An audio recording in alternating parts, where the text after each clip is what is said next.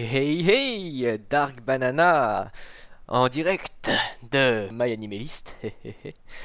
Ah, je viens juste de finir de regarder Shirobako Movie, un film d'animé, film d'animation.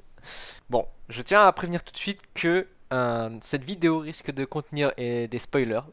Parce que je vais donner mes impressions, en fait, c'est toutes les émotions qui sont encore présentes après le visionnage de ce magnifique film. Si vous voulez continuer la review et que vous n'avez pas peur des spoilers, continuez.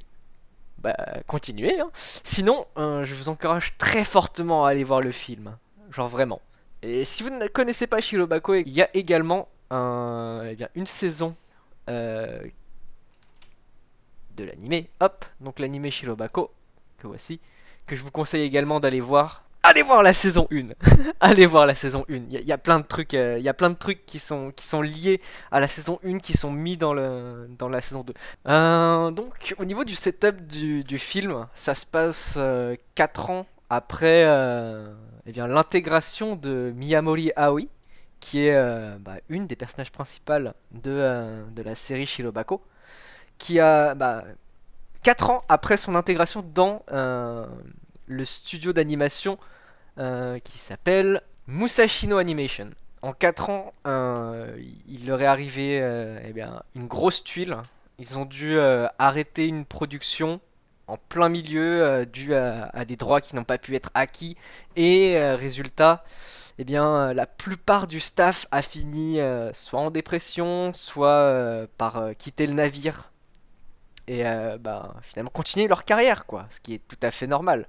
Si votre entreprise commence à, enfin, dans laquelle vous êtes employé ne va pas bien, c'est peut-être parfois mieux d'aller voir ailleurs. Mais après, on a aussi ceux qui se sont accrochés la compagnie.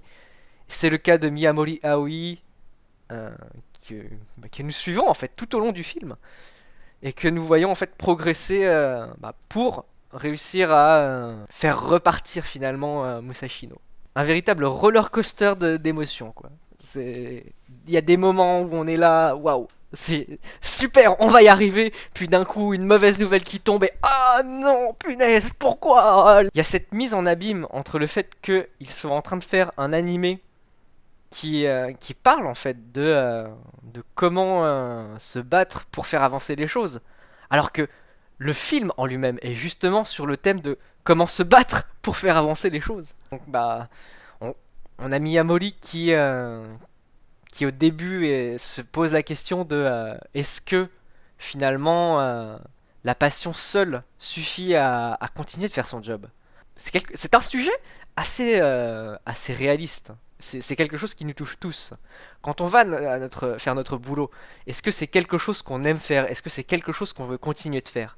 La question fondamentale, c'est finalement, quand on est en train de faire notre job, est-ce qu'on aime suffisamment notre job pour pouvoir se lever tous les jours et se donner à fond dans notre job pour le continuer? Est-ce que je suis prêt à me lever tous les jours pour faire mon job? Bon, la réponse pour moi, c'est oui. Ce que je fais actuellement, ce n'est pas YouTube, hein. Là, YouTube, c'est juste un truc à côté. Non, c'est autre chose. Mais mon boulot, c'est quelque chose que j'aime faire, que j'aime me lever tous les jours, me dire je vais continuer d'avancer. J'ai un projet, je le fais. Et une fois qu'il est terminé, j'aurai la satisfaction de le voir fonctionner, quoi, dans l'entreprise.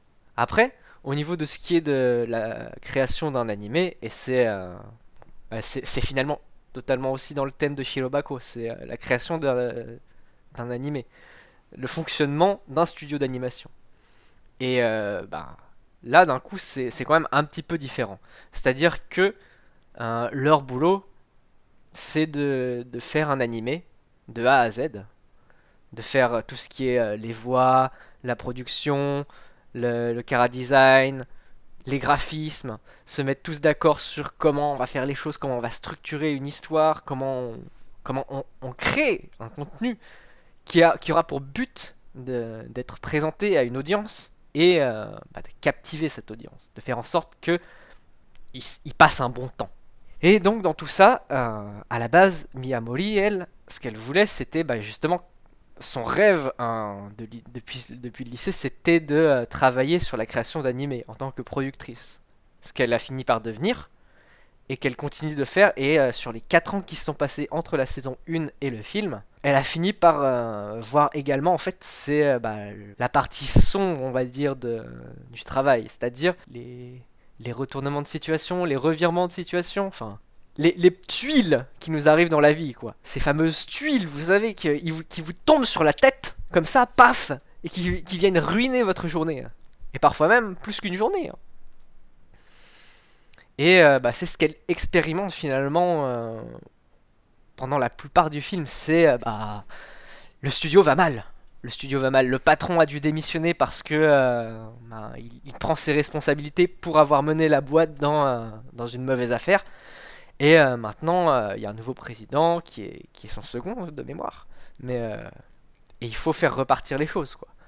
Et l'histoire, c'est sur un projet qui finalement avait été déclaré 2 ans auparavant et qui avait été mis en place 2 ans auparavant en termes de l'animé, hein, j'entends. Et ça s'est pas passé comme il fallait. Il leur reste quoi, 10 mois avant de pouvoir, enfin avant les deadlines, et ils ont rien. Tout ce qu'ils ont, c'est un trailer avec le nom d'un animé, d'un film, qui plus est, un long métrage. Ils ont 10 mois et juste un titre. Rien, aucun concept, à part juste peut-être tout ce qu'on voit dans le trailer, c'est des étoiles, genre une image de l'espace et le titre qui se met et qui dit voilà, ça sort à telle date. Et eux, ils doivent construire tout à partir de là. Mais d'un autre côté, c'est également le projet qui peut permettre de redynamiser l'activité du studio. Et donc, Miyamori, au début, elle se dit mais c'est impossible. Vous êtes au courant que normalement ça prend 2 ans de faire ça, président. Et le président il est là, je sais.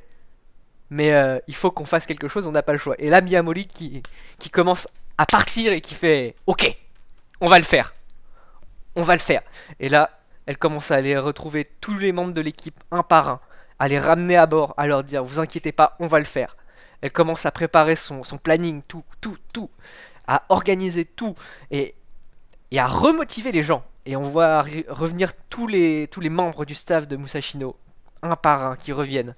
Et puis après, la raison aussi pour laquelle ne pas forcément avoir la saison 1 n'est pas forcément gênant, c'est que au moins ils font un effort de réintroduire en fait les personnages d'une façon un petit peu documentaire, mais qui finalement en fait ça nuit même pas à l'histoire, ça nuit même pas au déroulement de l'action. C'est ils mettent lorsque le personnage apparaît pour la première fois dans le film, son nom et son statut dans le staff. C'est ce que c'est un animateur, un producteur, est-ce que c'est un directeur, enfin voilà quoi. Je suis pas non plus ultra calé sur tous les rôles des studios d'animation pour en parler, mais s'il y a des gens qui ont des idées, envoyez les infos, envoyez les infos. Et donc il se lance dans l'aventure de créer ce film, Aerial Assault Ship Sivas, de mémoire. Et bon, ils ont juste ça comme titre à la base. Aerial Assault Ship Sivas. Donc, maintenant qu'ils ont le titre, il faut commencer à construire une histoire qui va avec le titre déjà. Et c'est ce qui se passe. Donc, ils commencent par ça. Donc, ils vont voir leur spécialiste de la création d'histoire, entre guillemets. Et ils commencent à leur faire un scénario. Ensuite, en parallèle, il faut qu'ils commencent à faire les chara design. Et il se trouve que au niveau de certaines idées qu'ils avaient mises en place sur justement, je crois que c'était justement l'animé qu'ils voulaient faire, l'animé qu'ils voulaient diffuser euh, et qui a finalement pas pu se faire. Ils avaient des idées et c'est justement l'animé qui a été annulé pour cause de manque de droits. Et Ils se disent, on va essayer de reprendre des idées de cet animé. On a des trucs qui n'ont pas été faits, ce serait bien qu'on puisse les appliquer. On sait que c'est pas le même setup, on va pas refaire la même chose, mais au moins, on va apprendre de ce qu'on a mal fait et on va le faire en mieux. On va prendre une partie des idées qu'on n'a pas su maîtriser à fond, et là, on va montrer au public que on maîtrise à fond notre sujet, qu'on a appris et qu'on a évolué. Ils apprennent de leurs erreurs et ils reprennent une partie de leur setup et ils y vont. Il y a beaucoup de personnages qui ont évolué, notamment c'était Kinoshita Seiichi. Donc lui c'est le directeur de Musashi no Animation, donc ce qu'il fait c'est qu'il se charge de faire les storyboards. Sauf qu'il a une tendance à toujours procrastiner. Et limite, il a sa cage personnelle dans laquelle l'équipe l'envoie en lui disant vas-y, fais les storyboards, punaise. On est déjà bien en retard à cause de toi, vas-y, fais-le. Et là, dans ce film, il était à fond. Bon, il y a juste eu un moment où il a fallu une petite piqûre de rappel pour lui dire à quel point il se serait bien qu'il fasse son boulot, mais voilà. Mais au-delà de ça, sinon, il a toujours été dans les temps. Aussi, une chose qui montre aussi qu'il a évolué aussi. Habituellement, il avait la fâcheuse tendance, en fait, c'est à la fin d'une production, de dire je ne suis pas satisfait. Est-ce qu'on pourrait pas reprendre tout depuis le début? Et là, toute l'équipe qui commence à dire non, mais on est à quoi? Une semaine de la diffusion et tu veux qu'on reprenne tout depuis le début?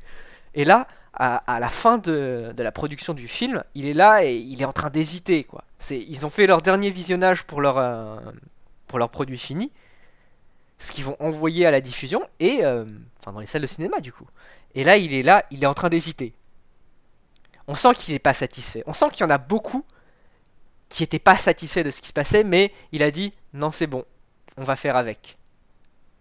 Et un peu plus tard dans la soirée, on a Miyamori qui va le voir et il est là en train de faire du curry en plus. Le curry qui est aussi un des éléments qui provient de la saison 1, mais c'est introduit, ça c'est expliqué dans le film. C'est le curry qui était fait par l'ancien président à chaque fin de production pour fêter finalement que l'animé il est fini et c'est bon. Maintenant on a notre produit fini, le public va pouvoir s'amuser à regarder ce qu'on a produit. Et, euh, et nous, de notre côté, on va pouvoir fêter le fait que, ça y est, on en a bavé, et après l'effort, le réconfort. Et là, le directeur fait du curry, Miyamori arrive, et il lui demande de goûter son curry. Et après, il lui demande, est-ce que tu trouves que c'est satisfaisant? De manière en plus assez confuse. Ce à quoi Miyamori lui répond, de quoi est-ce que vous me parlez? Le curry ou le film?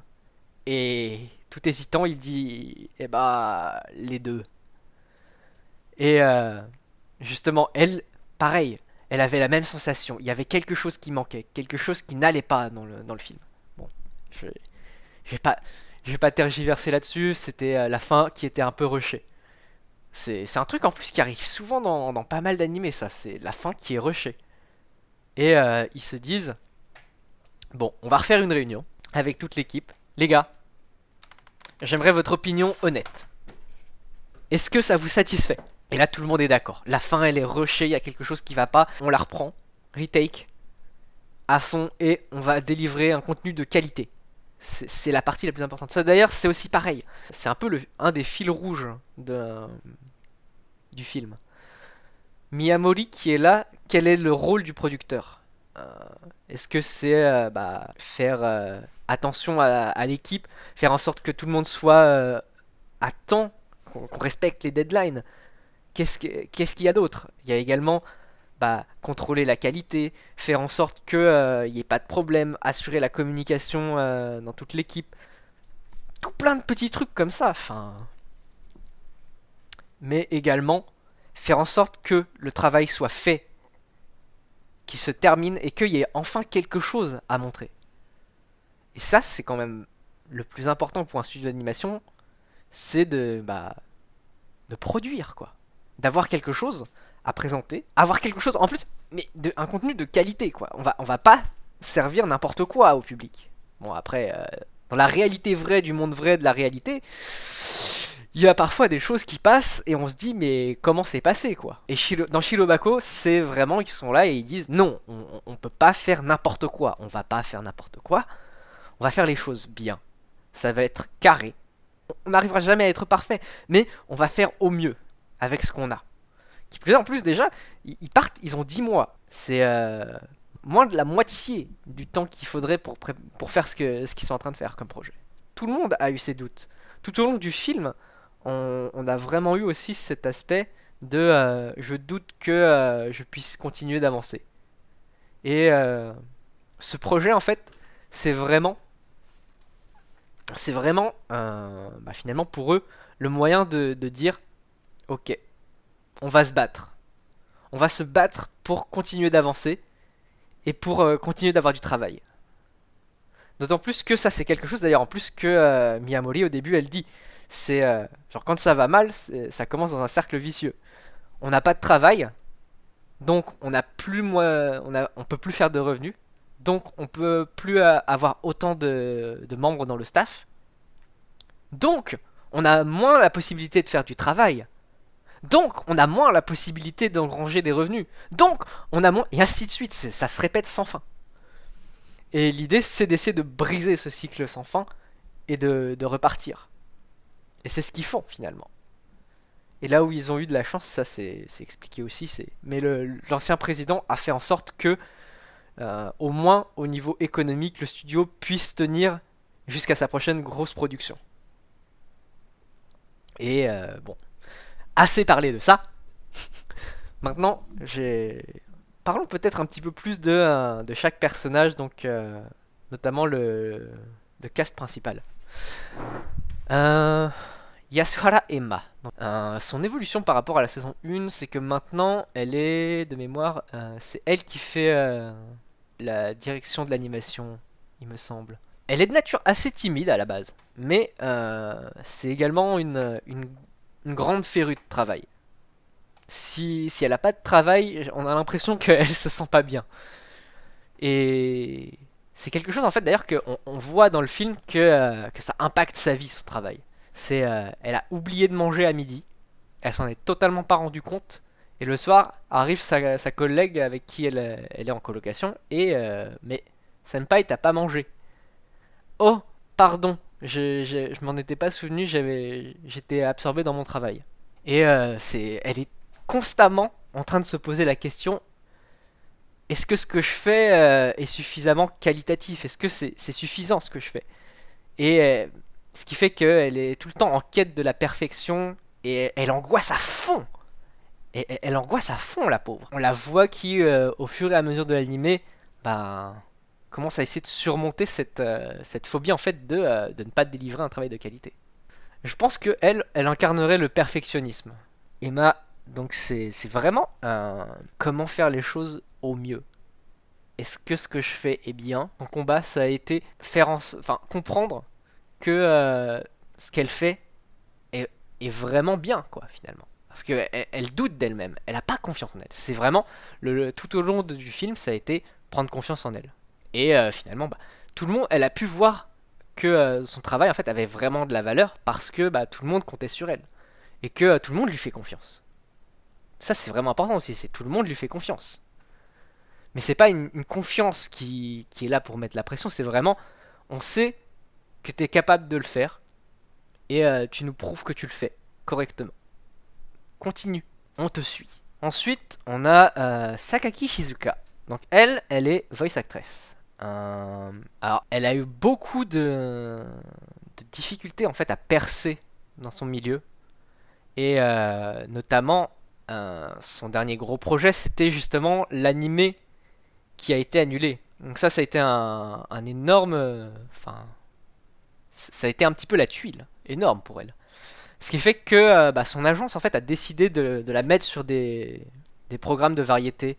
Et il y a vraiment une scène qui est ultra marquante. C'est quand elle est en train d'interviewer une jeune voice actress, une petite fille en plus, qui est là, et qui fait du doublage. Elle lui pose des questions, et là, la petite, ah là là, elle a été, waouh, c'était sauvage le truc. Elle est arrivée, elle a fait, mais t'es pas censé être aussi une voice actress, toi? Enfin, qu'est-ce que tu fais? Pourquoi t'es là? Tu devrais pas être en train de doubler? Ah, genre, zéro tact. En même temps, c'est la vérité sort de la bouche des enfants. Ça, je crois que PA-Works, ils l'ont compris, hein. Ils l'ont compris, c'est la vérité sort de la bouche des enfants. Et là, à ce moment-là, commence un peu une remise en question sur qu'est-ce que je fais. Est-ce que je suis pas en train de me perdre dans mon travail? J'aime ce que je fais. Pareil encore, le même thème, le même thème. J'aime ce que je fais, mais je suis au point mort. Et là, elle est avec une de ses collègues, et elle commence à lui exposer en fait ses doutes sur est-ce que je suis en train de faire les choses comme il faut? Est-ce que j'arriverai à retrouver du vrai boulot, quoi, du doublage?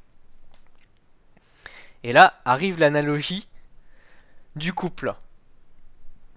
Du couple marié avec un enfant. C'est. Sa collègue lui fait comprendre que, bah, finalement, ton agence, c'est un petit peu comme ton mari, mais qui ne voit pas ce que tu endures. Et il faut juste que tu communiques proprement avec avec cette personne pour lui faire comprendre qu'il y a quelque chose qui ne va pas. Le but n'est pas de créer un conflit non plus. Parce que finalement, c'est dans un couple, c'est aussi important de savoir que bah, les deux sont ensemble et qu'il y a un équilibre qu'il faut préserver. Il y a quelque chose, il y a quand même une dynamique. Et l'idée, c'est d'essayer d'amener le sujet sans créer une troisième guerre mondiale, quoi. Bon. Et il suffit juste de communiquer, quoi. C'est le plus important, la communication. S'exprimer. Sans forcément être agressif, mais juste faire part de ses doutes à sa hiérarchie. Donc, la différence entre finalement le couple et la. Et là, je paraphrase totalement la collègue de Shizuka. Je paraphrase totalement la collègue. C'est la différence qu'il y a entre la compagnie et le mari, c'est que bon, avec le mari, là, il va y avoir une responsabilité partagée sur les décisions, alors que lorsque tu parles à ton agence là, finalement c'est ta décision à toi. C'est toi qui prends la décision de vouloir en parler, de dire que t'as un projet sur lequel tu voudrais être et que tu veux aller de l'avant, quoi. Et c'est ce qu'elle fait. Et elle finit par auditionner pour participer sur le film de Musashino Animation. Et là, donc, bah, petit callback à la saison précédente. Imai Midori. Alors, Midori, euh, elle, sa spécialité, c'est justement le scénario. Penser à une histoire. Et notamment, bah, je vous parlais de ce cher monsieur auquel Musashino a fait appel justement pour bah, créer le scénario du film. Et ben, il se trouve que Imai Midori, elle s'est beaucoup battue pour faire en sorte d'être bah, la disciple de ce cher monsieur spécialiste du scénario. J'ai complètement oublié son nom, punaise. Je suis un mauvais fan d'animé. Mais voilà, Midori a joué des pieds et des mains pour pouvoir être son disciple. Il a fini par accepter. Et aujourd'hui, ils sont à peu près sur un pied d'égalité en fait.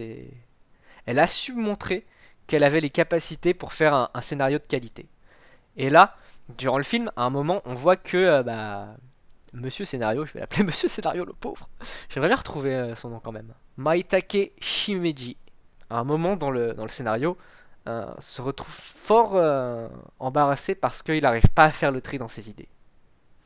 Il y a plein d'intrigues pour le film qui s'est mis à construire et à exprimer, à mettre dans le scénario.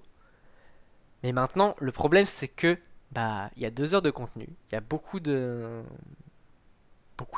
fils rouges qui ont été placés, et maintenant il faut essayer de trouver un moyen de faire en sorte que bah, chaque morceau d'histoire puisse avoir sa conclusion, quoi. et faire en sorte que bah, ça se fasse de façon logique, sans que ce soit forcé. Et là, il devient vraiment mais une boule de nerfs incroyable. Il sait plus, il titube dans tous les sens.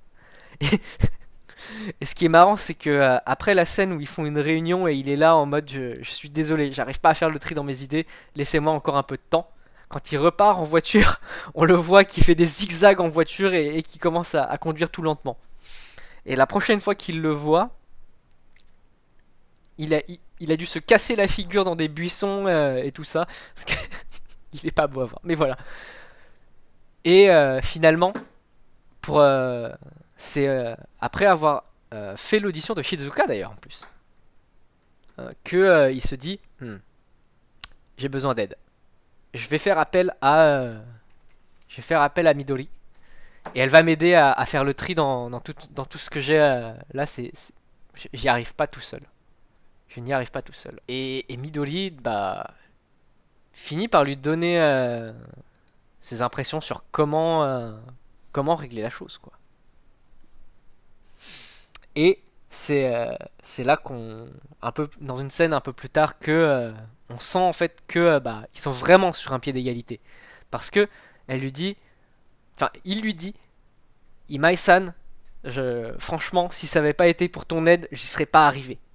Et elle lui répond voyons Shisho, Shisho c'est pour maître, maître c'est vous qui m'avez tout appris. Et lui il lui rétorque non pas maître, rival. Et c'est là que tu sens il a complètement compris que elle a acquis suffisamment d'expérience pour faire un scénario véritablement complet. Et que bah c'est maintenant elle fait partie du milieu. Maintenant c'est ils sont sur un pied d'égalité. Ils font la même chose, ils ont les mêmes capacités, les mêmes compétences. Il lui a tout transmis et maintenant ils sont rivaux. Même si ça reste quand même une dynamique de respect, mais ils restent rivaux pour celui qui fera le scénario ultime. Maintenant, Todo Misa. Alors elle était animatrice. Elle a fini d'ailleurs, quand j'entends animatrice, hein, c'est sur l'animation 3D. Euh, Sa spécialité c'est la 3D. Tout ce qui est CG et tout ça. Et au début en fait elle a par rapport à quand elle était juste encore dans la saison 1, au début de sa carrière, elle était juste une animatrice parmi tant d'autres. Et là, elle a fini comme bah, finalement manager, je crois en plus. Donc elle gère une équipe d'animation. Et bah, pareil, elle se heurte à tous les problèmes que ça implique en fait le management. C'est-à-dire que bah, y a des gens qui font des choix et qui parfois peuvent être en retard. Et il y a le goût du perfectionnisme dans ce qu'elle veut que l'équipe en fait produise. C'est bah, une animation qui soit réaliste quoi. Et ce à quoi finalement un des employés qui est bah, sous sa responsabilité lui rétorque mais si à ce moment-là on veut du réalisme à fond, pourquoi est-ce qu'on fait pas juste on filme une voiture quoi? Pourquoi est-ce que tu m'embêtes? Et elle lui répond peut-être, mais là ce qu'on essaye de faire c'est de l'animation. Et quitte à faire l'animation, autant le faire correctement. L'ignorance, c'est pas quelque chose qu'on peut accepter. Il y a vraiment une différence entre une omission et une ignorance. Omettre, ça veut dire qu'on savait que ça devait se passer comme ça, on sait comment ça fonctionne, mais on décide que pour des choix artistiques, ça n'est pas pertinent. Maintenant, ce que tu es en train de me dire, c'est que tu ne sais pas comment ça se passe. On est en train de faire un virage serré à 100 km/h, et il y a à prendre en compte les suspensions de la voiture, l'adhérence des pneus, et tout ça, et lui, il est là en mode, mais j'en ai rien à battre. Moi, je veux juste que ça se regarde, que ce soit beau au visionnage, quoi, c'est tout. Et petit clash. Et elle a également une autre bah, fille qui a intégré l'équipe sous sa responsabilité, qui elle est également très timide et qui est un petit peu à l'image finalement à l'image de Emma, le perfectionnisme qui fait que elle n'arrive pas à avancer dans les temps. Ce à quoi Misa lui répond, t'inquiète pas, c'est pas grave. Au moins déjà, essaye de faire en sorte d'avancer. Une fois que tu seras à un certain point un certain avancement, vas-y, tu me le dis, tu me montres et on voit. Et j'ajusterai le planning en fonction de ça. C'est pas grave. C'est vraiment enfin, le rôle du manager, quoi. Savoir comment gérer son équipe, faire en sorte que s'il y a des retards, ça arrive, les retards.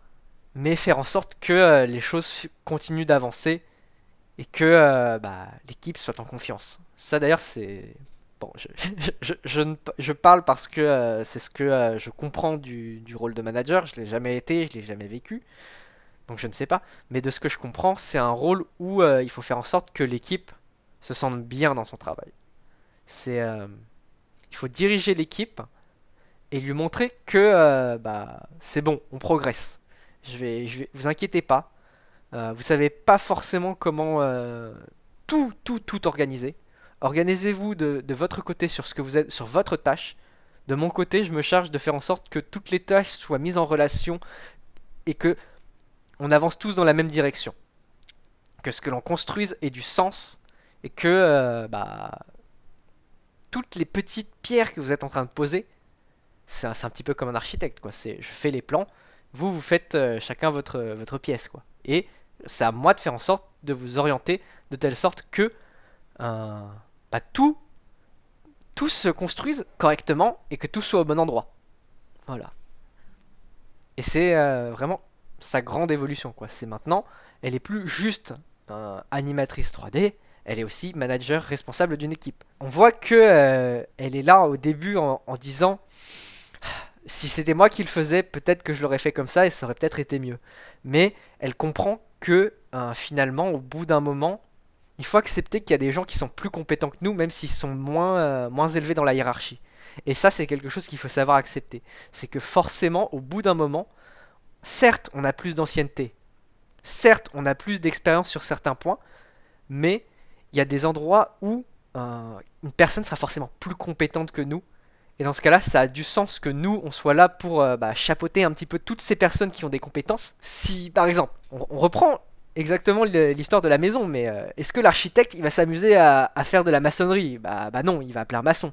Est-ce que l'architecte, il va s'amuser à faire de la plomberie? Bah non, il va juste dire, euh, voilà, cher monsieur plombier, j'ai besoin que la plomberie soit faite, voilà les plans. Est-ce que c'est l'architecte qui fait l'électricité? J'espère que non, parce que le pauvre, ça va être dangereux pour lui. Mais voilà, c'est vraiment savoir faire appel aux meilleures compétences au meilleur endroit, savoir reconnaître qui a les meilleures compétences. Et c'est vraiment ça son évolution dans le film, c'est ok, j'accepte que sur le travail des effets spéciaux, je suis pas forcément la meilleure, la plus rapide et la plus efficace. J'ai vu que cette fille que je suis en train de manager, elle est mieux sur cette tâche-là.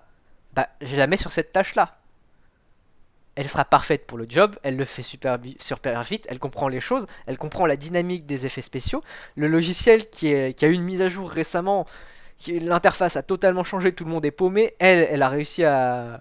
Paf, hop, c'est bon, c'est trop facile. Et c'est elle que je mets sur la tâche. C'est exactement ça. C'est maintenant, c'est plus à elle de faire le petit boulot, quoi. Enfin, les petites tâches, c'est elle qui doit organiser les tâches, savoir comment les répartir. C'est un peu différent. Pas pour dire que les petites tâches sont pas importantes, hein, qu'on s'entende bien. C'est vraiment, c'est important de savoir répartir les tâches, mais c'est aussi important d'avoir la compétence nécessaire pour faire la tâche et la faire au mieux et dans des temps raisonnables. Mettre une ressource qui est la mieux qualifiée sur une tâche, ça peut faire gagner du temps et économiser des coûts finalement.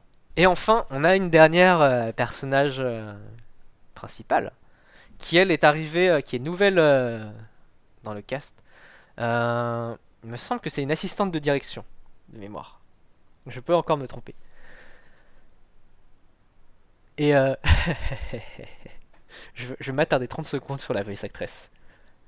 Sakura Ayane. C'est une voice actress franchement que j'adore. Je l'adore. très honnêtement, enfin, à chaque fois qu'elle fait des personnages, je suis en mode fanboy. Mais Sakura Ayane, en fait, elle a eu déjà beaucoup de rôles dans beaucoup d'animés importants. On notera My Hero Academia avec Ochako. On a Gabi plus récemment avec, dans Attack on Titans et bien d'autres. Et puis pour ceux qui ont vu ma vidéo sur Bang Dream, elle est dedans, hein. Elle est dans Bang Dream, celle qui fait la voix de Lan, Mitake Lan, dans Afterglow. Enfin bref, je m'égare. Revenons sur Shirobako. Donc, Miyai Kaede. Miyai Kaede, elle est un peu nouvelle pour Shirobako, elle est introduite dans le film. Donc, le travail en tant qu'assistante de direction, c'est pas facile. Il y a plein de problèmes à gérer, plein de trucs à manager dans tous les sens.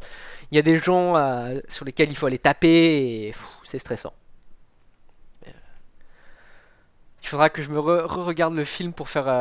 Peut-être que je referai un de ces quatre une vidéo genre un petit peu plus construite sur le topic de Shirobako. Après avoir revisionné le film une deuxième fois.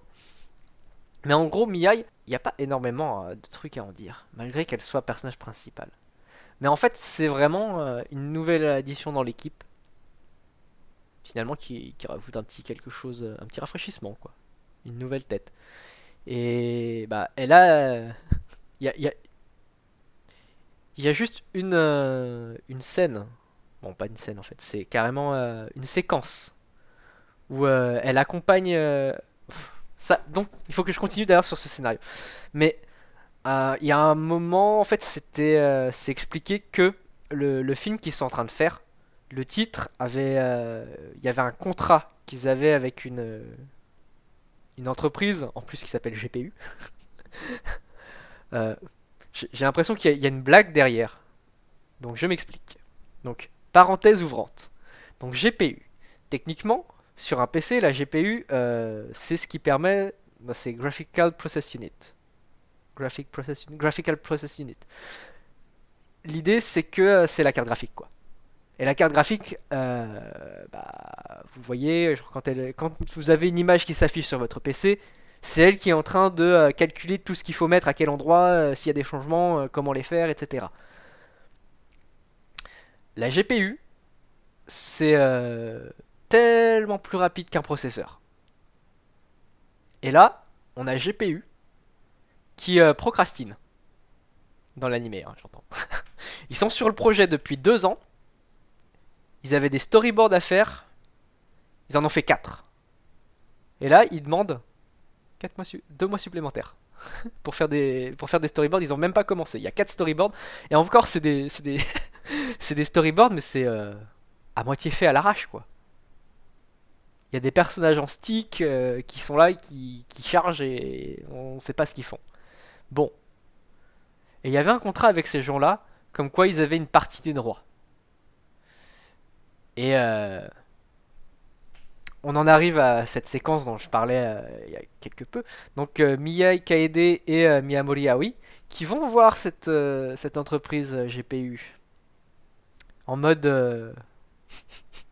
le combat final entre les samouraïs et les shinobi. Et ils y vont en plus habillés en yukata. Le président de la compagnie GPU, il a pris cher. Genre, elles arrivent avec le contrat et on apprend que le contrat a pas été signé en fait. Ce à quoi le gars il dit ouais mais c'est un accord tacite finalement. Enfin, on s'est engagé, le truc il a été diffusé donc maintenant c'est comme si on avait fait ça. C'est comme si on avait signé. Pauvre Miai, c'est elle qui a fait la déclaration et bon d'accord, t'as gagné le round 1. Maintenant Aoi qui arrive round 2.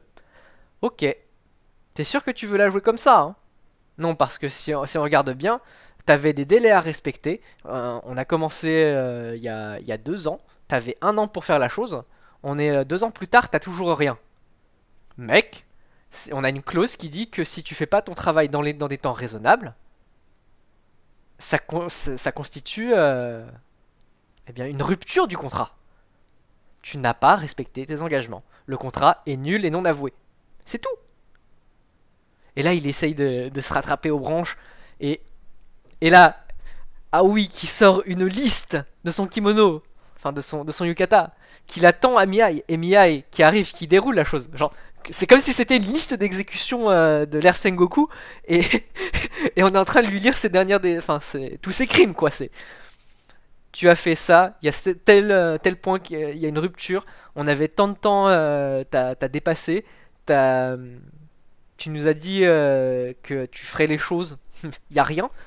Et en plus, il devait y avoir de la communication, t'as jamais communiqué. Qu'est-ce qui se passe? C'est à quoi il dit, ouais, mais vous avez aucune preuve. Et là, elle sort un enregistrement. Un enregistrement quand il était avec un des directeurs un peu plus tôt dans le film.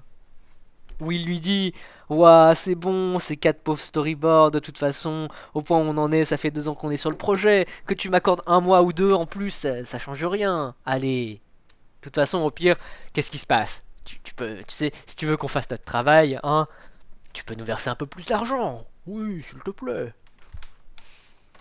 Et à cet enregistrement-là, ah, il est pas bien le type.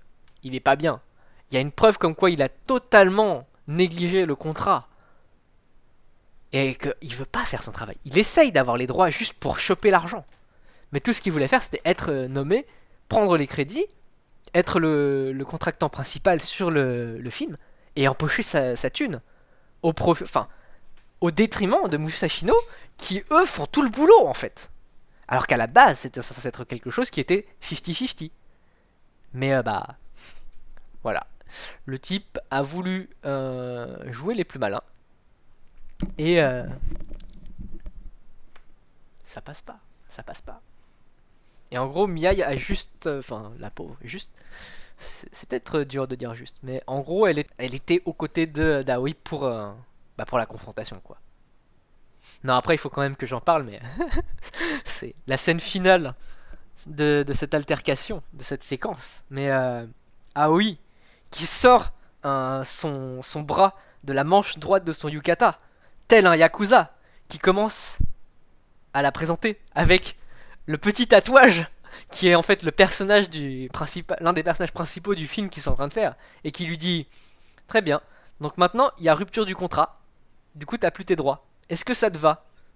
Et si tu continues à te plaindre, tu vas devoir répondre de ça devant le tribunal. Tu veux qu'on en vienne à ça?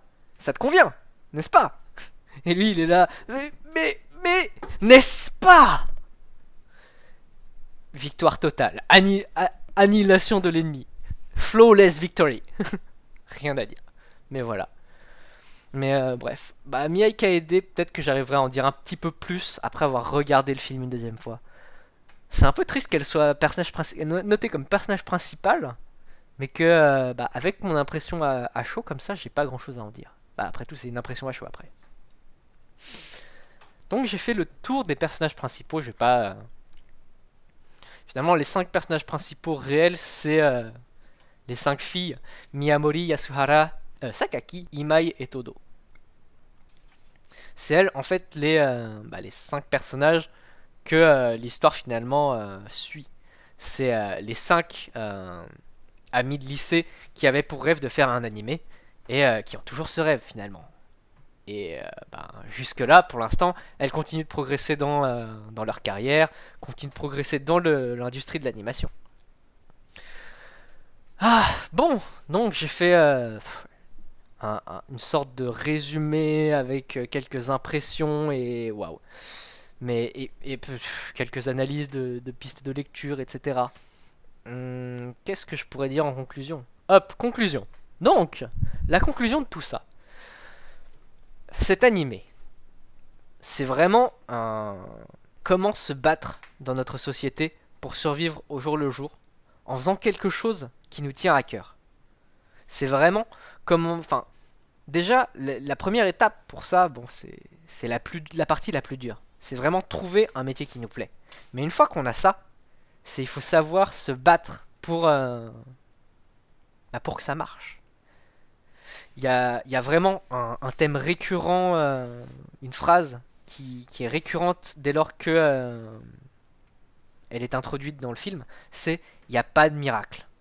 Si vous voulez que les choses se passent bien, si vous voulez que ça aille dans votre sens, il va falloir vous battre pour que les choses fonctionnent. Il va falloir faire avancer les choses par vous-même et pousser, pousser, pousser, aller au bout des choses, continuer, pas s'arrêter. Il faut forcément lancer le mouvement pour que il y ait quelque chose qui commence quoi. Ça paraît logique. Ça paraît logique, mais c'est pas quelque chose que on se dit forcément en premier quoi. Vraiment, ce film c'est l'histoire bah, de nous tous quoi. Nous tous dans notre carrière professionnelle. Ce que je fais, est-ce que je l'aime? Ce que je fais, je l'aime, oui. Maintenant, est-ce que j'ai ce qu'il faut? Genre, les grands aspects qui sont donnés par les 5 main cara, je vais le dire comme ça. Donc, chaque aspect, c'est vraiment une question finalement sur un job. Est-ce que ce que je fais, j'aime le faire encore aujourd'hui? Après 4 ans, est-ce que je me sens toujours bien? Est-ce que je peux vraiment avoir confiance en moi, ce que je fais? Est-ce que y a suffisamment de qualité? Est-ce que je fais pas une erreur? Troisième aspect, est-ce que enfin, je suis au beau fixe? Comment est-ce que je fais pour m'en sortir? Est-ce que c'est enfin la communication avec la hiérarchie? Comment je communique pour m'en sortir? Ensuite, en fait, j'ai l'impression que Imai, d'ailleurs, c'est celle qui a eu peut-être le moins de problèmes. Faudra que je revérifie, mais pour moi, c'est celle qui a eu qui avait le moins de problèmes dans le film. Mais en gros, son aspect à elle, c'est maintenant que j'ai atteint un niveau de compétence, est-ce que vraiment ce que je fais est reconnu? Et la réponse pour elle, c'était oui. Son maître la considère maintenant comme une rivale, comme une égale, comme quelqu'un qui a les mêmes compétences, qui peut faire les mêmes grandes choses. Et enfin, euh, arrivé sur Misa, est-ce que je suis la meilleure personne pour faire le travail? Est-ce que je peux pas trouver quelqu'un qui a des meilleures compétences et savoir l'accepter quoi? Savoir accepter que forcément quelque part il y a quelqu'un qui est meilleur que nous pour faire ce qu'on fait. Et dans ce cas-là, accepter de changer finalement de rôle et plutôt être là pour aider cette personne à comment dire organiser à être organisée par rapport au reste de l'équipe. C'est diriger l'équipe, trouver les meilleures personnes qui sont plus compétentes que moi pour réussir à faire progresser un projet et les mettre au bon endroit. Assigner les ressources là où il faut. C'est typiquement en fait finalement ce qu'il faut pour également quand on lance sa startup d'ailleurs. C'est typiquement quand on a des idées mais qu'on n'a pas les compétences. La partie la plus importante c'est d'aller trouver les personnes compétentes et de savoir faire le tri sur les bonnes personnes compétentes, savoir les mettre au bon endroit. Enfin voilà. Et donc, euh, la conclusion de l'histoire, finalement, c'est le film a marché. Musashino Animation est de nouveau sur le branle-bas de combat. Maintenant, nous avons un nouvel animé sur le feu. C'est parti, les amis. Et ça illustre également un point très important, c'est que si on se bat justement pour faire avancer les choses, c'est le seul moyen pour que les choses s'améliorent si on a vraiment eu des ennuis quoi. Il faut savoir se battre. Maintenant, après, je dis pas que c'est facile. Le film nous montre très très bien que c'est pas quelque chose de facile. Tous les personnages du film sont extrêmement humains. Ils sont tous extrêmement humains. C'est très proche de ce que nous on pourrait être. C'est, ils ont des doutes, ils ont des émotions, ils ont des choses auxquelles ils aspirent, des rêves quoi, des objectifs et quelques réticences, parfois du mal à avouer qu'il y a des gens qui sont meilleurs que nous, parfois du mal à communiquer. Et ça, c'est quelque chose de très humain, ça. Ne pas savoir communiquer, ne pas avoir confiance en soi aussi. Pourtant, c'est là que ça montre aussi l'importance de savoir bien s'entourer quand même. C'est bah, une fois qu'on est bien entouré, qu'on a des personnes qui savent voir nos qualités, ces personnes nous rappelleront au moment le plus opportun que bah oui, on a ces qualités-là et on peut continuer d'avancer ensemble. Cet animé et même le film, les deux, c'est quelque chose que je vous recommande de regarder. Pour moi, bon, bah, j'ai pas encore mis la note, mais je vais la mettre. Pour moi, ça vaut un score de 10 sur MyAnimeList. C'est Le film est vraiment bon. Le film est vraiment bon. On a un message qui est clair. On, chaque, chaque problème est amené de façon parfois assez subtile. Et chaque problème trouve sa réponse. Chacun a un problème, fait face à une problématique, les troubles du quotidien, quoi. Les troubles de la carrière professionnelle. Et chacun y fait face. Chacun trouve sa réponse. Et ça, c'est un truc aussi important, c'est savoir trouver sa propre réponse. Parce que autant une personne peut avoir une réponse à un problème, autant nous, on peut avoir le même problème, mais peut-être que, étant donné nos circonstances, notre situation, la réponse sera un peu différente. Et pas bon. Après, c'est important quand même de savoir communiquer entre nous, parce que bah y a des choses qui peuvent aider à amener à la réponse. Et c'est peut-être la partie la plus importante, c'est communiquer, communiquer, communiquer. Savoir être en relation avec des personnes qui ont eu les mêmes problèmes, savoir trouver les bonnes informations. C'était ma première review à chaud. Je pense que je vais nommer la série de vidéos que je vais faire sur, sur les réactions d'animé review à chaud. Je vais en tout cas je vais faire une série review à chaud sur des animés que je vois. Je pense que les films c'est un bon sujet, il y a en général plein de choses à en dire. Les animés, en général, les épisodes, il y a un petit peu moins de choses qui sont traitées en même temps en 24 minutes que par rapport à 2 heures de contenu. Je verrai bien de toute façon. Donc, mais le principe, ce serait que dans ces reviews à chaud, c'est je regarde l'épisode et je tourne la vidéo directement pour garder pour vous déverser en fait toutes les impressions que j'ai comme ça tout de suite et qui se sont construites au fur et à mesure de l'épisode, du film, etc. Ce qui fait que ça va être un peu brouillon. J'espère que la vidéo vous aura plu, que vous ne serez pas trop fait chier. Hein. Sinon, c'est que j'ai mal fait mon boulot. N'hésitez pas à me faire savoir si, si ça vous plaît, n'est-ce pas? Il y a des petits pouces, hein, un pouce gauche et un pouce droit. Et n'hésitez pas à vous inscrire aussi sur la chaîne, parce que je pense que je vais continuer à en faire, des vidéos comme ça, en plus de mes vidéos gaming. Et en attendant, portez-vous bien et à la prochaine. C'était Dark Banana dans Animeland et sur MyAnimeList. Tchuss!